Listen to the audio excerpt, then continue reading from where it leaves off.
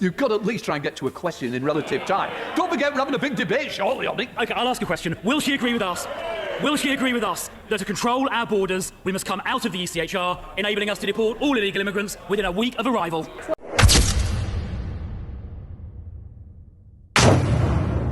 Does the Home Secretary agree that if a migrant, legal or illegal, can't speak English, claims benefits, lives in social housing, refuses to work, rejects integration, commits crime, is a drain on our society, or even actively hates Britain and wishes to do us harm, that they should be removed from our country regardless of how many millions of deportations that would inevitably result in? The Honourable Gentleman has a different characterisation to the one I have from my own community about those who seek refuge in this country, because that isn't my experience. We are clear that if individuals commit crime, there must of course be consequences for that, including their removal from this country. But as I say, the Honourable Gentleman won't have to wait much longer to hear what the Home Secretary has to say, but I can't recognise his characterisation. Well, it's good to see the Home Secretary here taking some time off from her leadership campaign.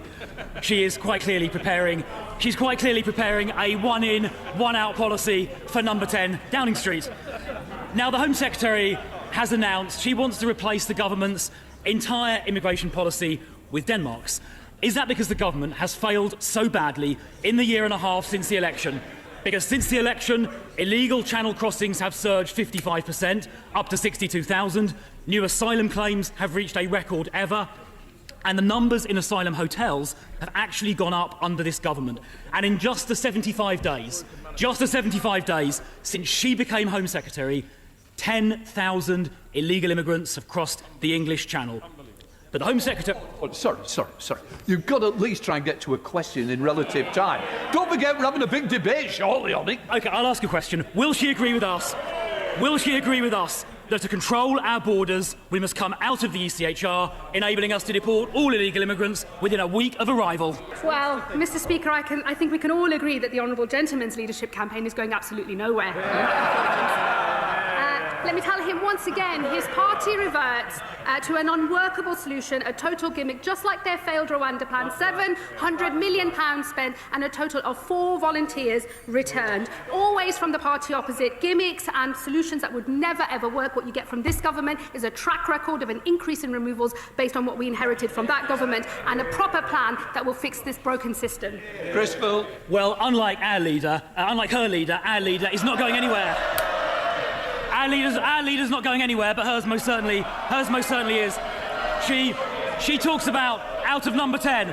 She talks about the Rwanda scheme. That Rwanda scheme never even started. It worked in Australia. It would have worked here. And after they cancelled it with no replacement, numbers have surged. The truth is that under this government, illegal immigration has gone up. There is a crime wave, including rape and murder, going with it. Her ideas are not radical enough. She wants to give illegal immigrants a 20-year path to citizenship. Order, please. I'm not being funny. The idea is to ask a question. Statements will be coming later. We're going to go through all this. Really doesn't help. If you want to pick which colleagues you don't want from your side to ask a question, because that's what you're taking the time off. Please, Shadow Home Secretary. She wants to give illegal immigrants a 20-year path to citizenship. We want to deport them. Will she accept our proposal to come out of the ECHR so we can actually control our borders? Well, I'm sure all of his members will be delighted that the Leader of the Opposition is going absolutely nowhere. We're very happy to see her remain in place, Mr. Speaker.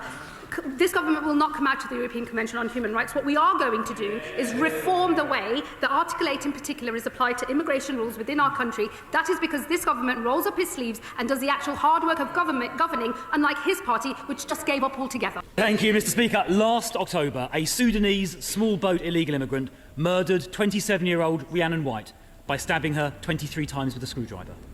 In September, an illegal immigrant from Egypt was jailed for brutally raping a young woman in Hyde Park.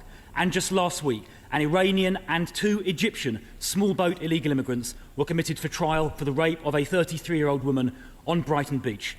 How many more murders and rapes must there be before the Home Secretary agrees to the immediate deportation of all illegal immigrants within a week of arrival? When you listen very carefully to UK's Parliament, you will come to find out that these people knows precisely where their problem lies. Just like Nigerian leaders, best of the same feathers, very corrupt politicians. They know precisely where the problem lies. You can see, they keep talking about legal and illegal immigrants and the crimes they commit in the country. These people know precisely where their problem lies, but they don't want to take the bold step to get rid of the problem, because the genesis of their problem is their greed. And what still kept them in that problem is still their greed. Let me explain. Let's look into this. The major problem UK is facing today and discussing time and time again are the crimes committed by immigrants, whether it is rape, murder, or whatever. These crimes are committed by asylum seekers. And these asylum seekers have destroyed their own countries with Islamic extremism and war. They have destroyed their own country and run to UK for refuge. They gave them homes, work, and everything. And today they have seen themselves that they have grown. They are now citizens and want to take over the country. They are the ones in the street committing all crimes, whether it is murder, rape, and all kinds of violence in the name of Sharia law, protesting every day, Sharia for UK, because they want to take over. But why wouldn't they get rid of them? Why wouldn't they kick them out of the country? Like I said previously, the genesis of their problem is their greed. And what still kept them in the same problem that they could not get rid of them is still the same greed. They are considered how many thousands of them that are working in the country, that occupy positions. And they'll be thinking, if these people leave, probably it may affect the economy of the country, right? But they will drag you down to mud.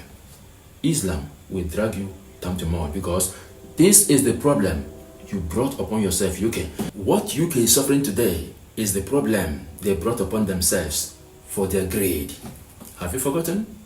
What Nigerians are suffering today is the predicament where UK put them into.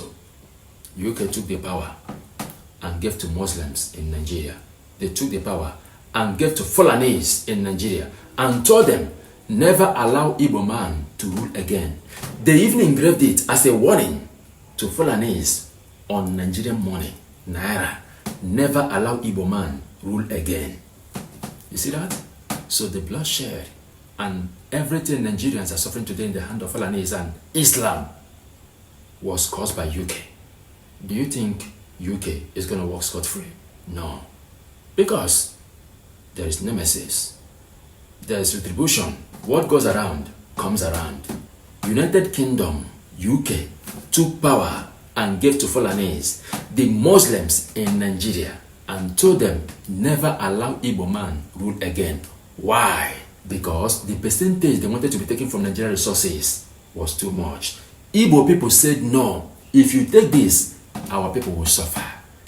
UK said these people knows too much. They are too wise. Therefore, we don't need to leave power into their hands. They took the power and gave to Fulanese and told them, you people don't have anything. Resources, oil, everything come from Igbo land. We will give you the power, but never allow them to rule again. This is how they took the power and gave it to Fulanese, to Muslims, for their greed, for their selfish interest. They sold their own brothers, their fellow Christian country, into the hand of Muslims. And they think they will walk scot-free without knowing that God cannot be mocked. Whatever you sow, you shall reap. Are they not suffering the same thing today? In the hand of the same Muslims, they sold Nigerians into their hands. UK will not come out of its problem until they will go and settle the problem they have caused to others. You will separate the fight you have caused for others before you be free, UK. This is just the beginning. It may be that they have not yet understand God's judgment. Let me remind you what Isaiah said concerning this your predicament. Isaiah said, woe to them that spoil when they are not spoiled, that deal treacherously when they are not dealt treacherously. When you shall make an end of spoiling, you shall be spoiled. And when you shall make an end of dealing treacherously, you shall be dealt treacherously. What precisely was the prophet Isaiah trying to say? That after all said and done, now you can want freedom. You can want freedom of expression, right? After you can have spoiled other countries against their will, all of a sudden, you want freedom of expression. When the countries you put in trouble are still suffering bondage that you put them, but you want to be free, until you set them free first. Until you set them free, then yourself will be free. Otherwise, Sharia law will be a thorn on your flesh against your freedom of expression. This is God's judgment. Think about it.